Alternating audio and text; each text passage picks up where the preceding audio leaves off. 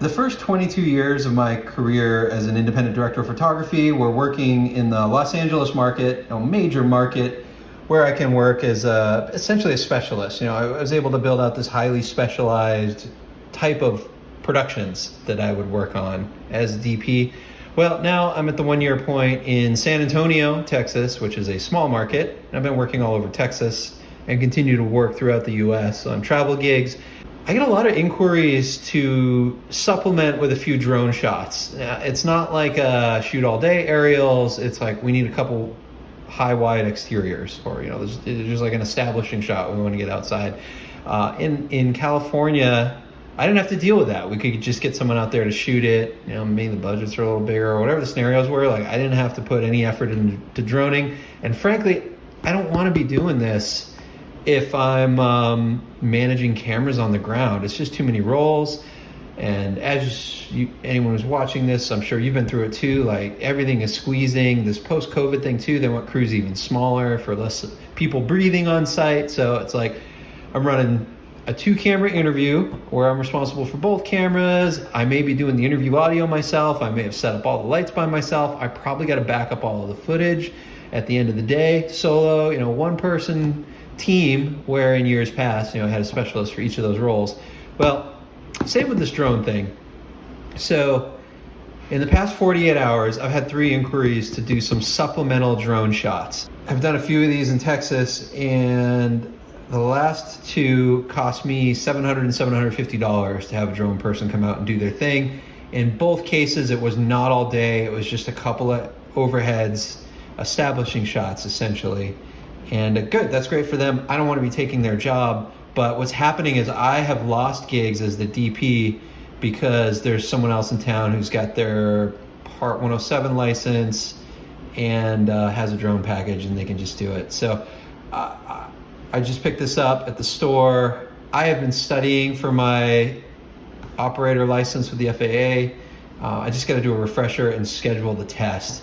My son is actually working on his private pilot license slowly. I think he's got about 10 hours in his flight logbook, plus ground school. We've been doing ground school together. So anyway, it's gonna be easy for me to get my 107. I already have the business insurance, so it just makes sense. I was gonna get the new, the Mavic 2, whatever the current model Mavic is, with the other controller that's got the screen built in. It was gonna be like $1,800 for the kit, plus media.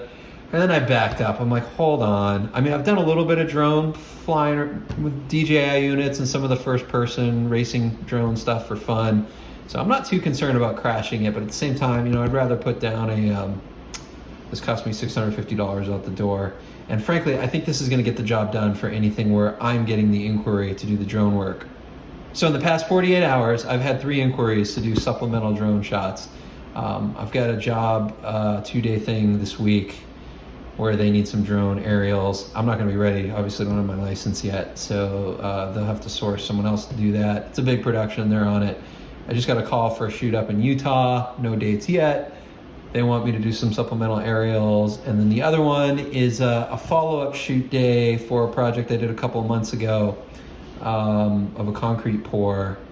And same kind of thing, like it's like a half-day drone person, half-day guy on the ground. Well, if I can get my license, I'm just gonna do the whole thing for, make it my day whole. And I wouldn't have been going out there for a half rate anyway, so it just works for everybody, Mia and the producer. They don't feel like they're overpaying to have me there all day. The other thing I ordered were these PL to E adapters. This was an impulse purchase on Amazon. Amazon said they could deliver them next day, and I had to shoot 3 days out that required using my PL primes on my 2 FX9s. Well, Amazon burned me and these things didn't come in time.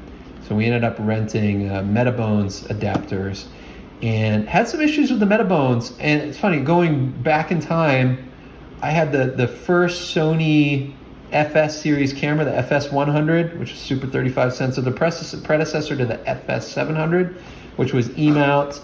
And I bought a E to PL adapter from a company in LA called Optitech. And then I bought the Metabone Smart adapter, the version 1, when it was brand new, to control the iris on my Canon EF glass. And I had an issue, and I've got some footage, it's actually up on this YouTube channel if you go scroll way back, where I would get ghosting and flaring problems from the Metabones adapter that was not present on the Optitech adapter. And I think I did comparisons on the FS7, and I may have also used a red camera with the same lens with the native, our red OEM mount. In every case, no flare issue except on the Metabones adapter. Well, the shoot I just did, we had the same problem. We had flaring and ghosting from our backlight that was more of a downlight. It wasn't really even pinging the lens directly, but it was haloing out with the adapter. So I'm curious to see if these Amazon units are any better or worse, and more specifically, if the tolerances are too far out, the back focus. With primes, it doesn't really matter. My red primes are what I have in PL form, and they focus past infinity.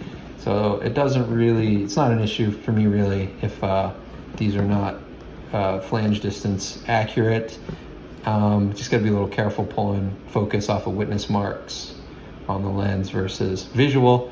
And then if I throw a zoom up and these are too far out, obviously the zoom is not going to track with telecentricity. Is that how you say it? Because the back focus will be out.